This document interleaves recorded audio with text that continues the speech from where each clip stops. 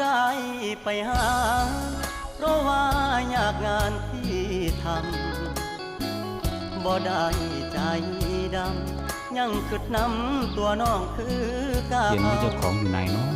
บ่ได้เปลี่ยนไปหัวใจอ้ายยังห่วงเจ้า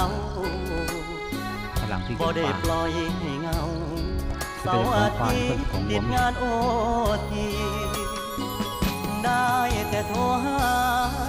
น้องคงจะไม่ว่ากัน หลายฝูง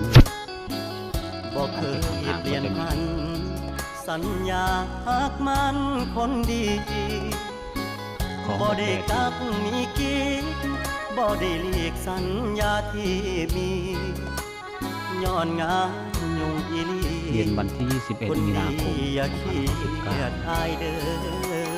อ